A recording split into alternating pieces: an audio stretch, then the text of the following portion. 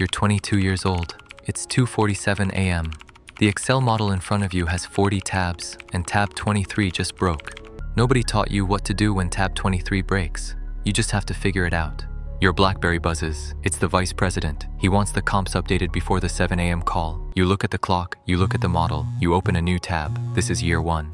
Level 1, the analyst.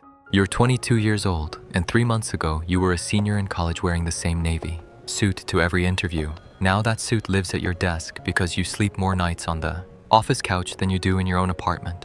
Base salary is $110,000. Bonus, if you survive the year, adds another $60,000 to $100,000 on top. Your friends in consulting think you're rich. You do the math on an hourly basis, and you don't tell them the number. Your job title says Analyst. Your actual job is turning partner thoughts into 80 slide decks by morning. You build models you don't fully understand yet for deals you're not allowed to speak in. In your first meeting with a client, you're told exactly one rule: be seen, not heard. Your associate is named Priya. She's been here 2 years, and she corrects your work without softening it because nobody softened it for her. You resent this for exactly 6 weeks. Then you stop resenting it because you start seeing what she sees, the typo that would have cost the desk credibility, the formula that looked right and wasn't.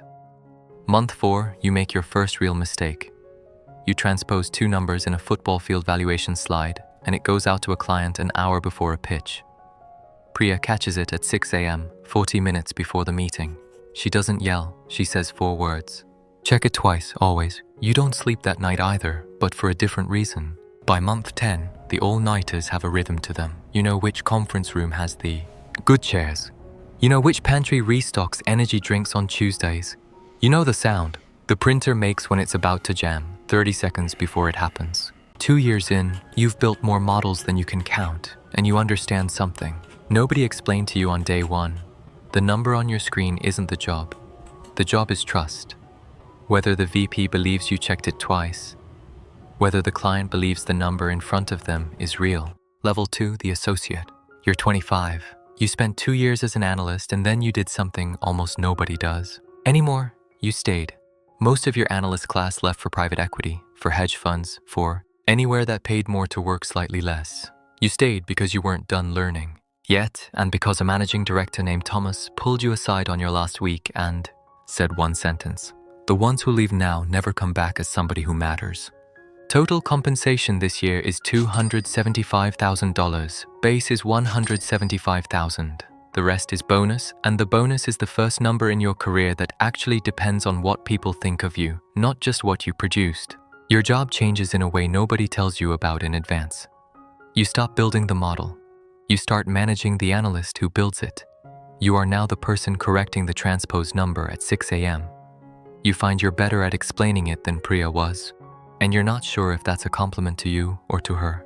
You run your first live deal, a $400 million sell-side process for a mid-market manufacturing company. You draft the confidential information memorandum. You manage the data room. You field the questions from 12 potential buyers, each one convinced their question is the smartest one in the room. Half of them are. The deal almost dies in week 6.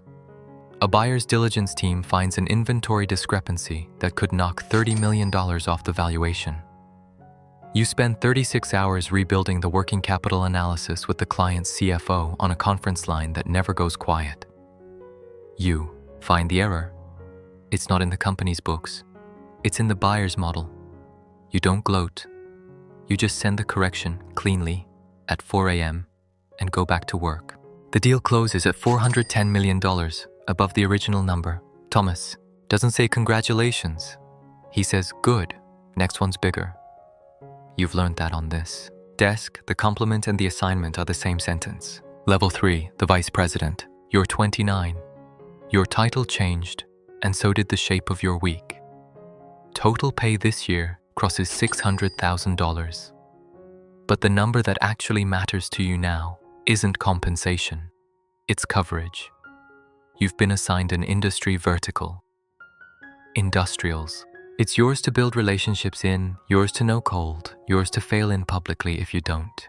You stop touching spreadsheets the way you used to. Your job now is the phone.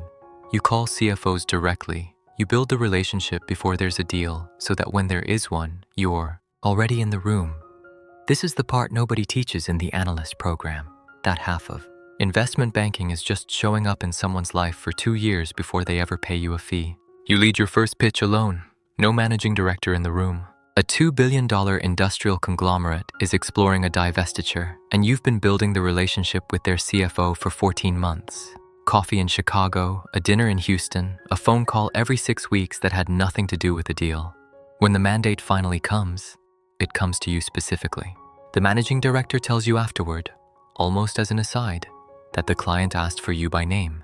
That's the moment you understand what the title actually means. Not more work, more exposure. If the model breaks now, it breaks in front of the client, not behind a wall of analysts and associates protecting you from it. Your hours don't decrease. They just change shape. You work fewer 3 a.m. nights and more Sunday afternoons rebuilding a board presentation because the CEO's story doesn't match the numbers yet, and it's your job to make sure it does before Monday. You watch 2 associates under you burn out this year.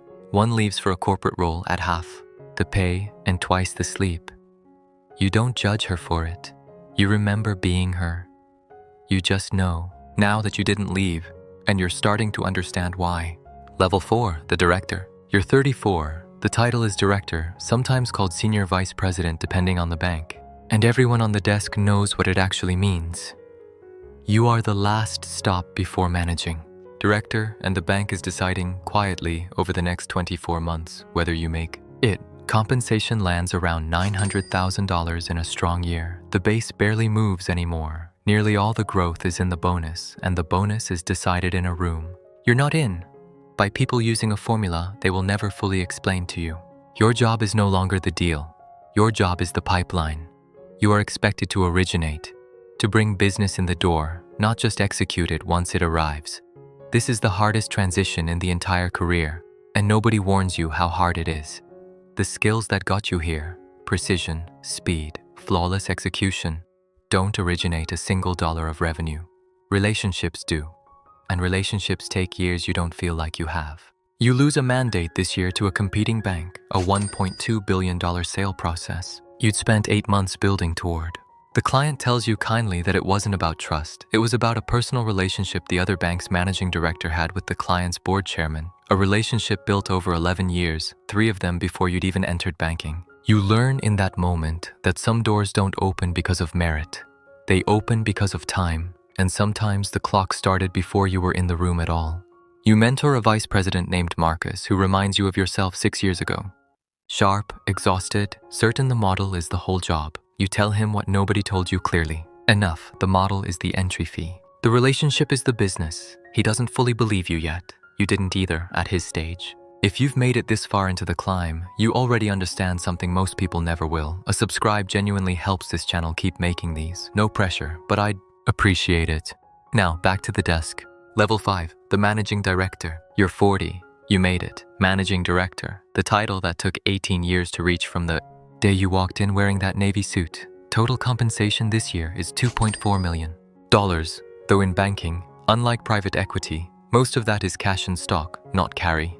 A distinction that matters more than people outside the industry realize. You no longer build anything. You are the relationship. Your name is on the pitch book cover. Your reputation is the product the bank is selling, whether you signed up for that or not. You spend 200 nights a year on a plane. Your calendar isn't yours.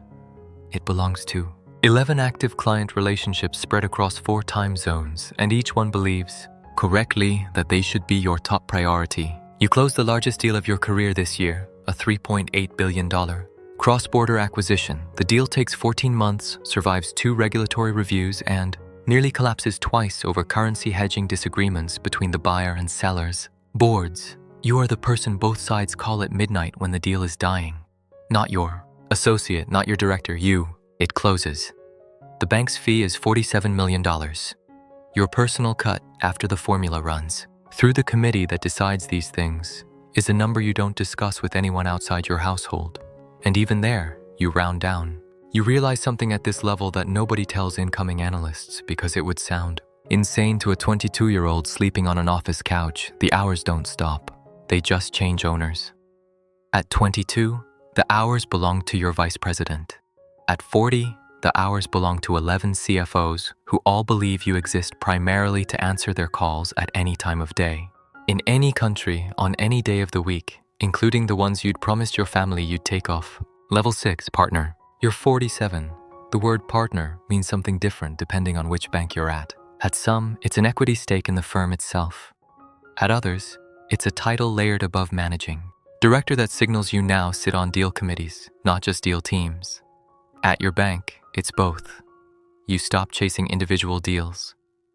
Your job now is judgment, sitting on the committee that decides which deals the entire bank takes on, which industries get resourced, which junior. Bankers get staffed on the transactions that will define their careers the way your first big deal defined yours. You're in the room, finally, where the profit pool gets divided. And this is where the twist you never saw coming in 18 years of climbing finally reveals itself.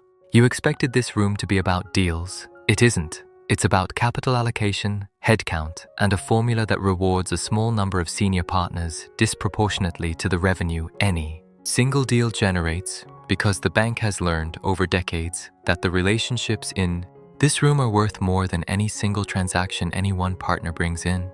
You are not paid for the $3.8 billion deal you closed last year.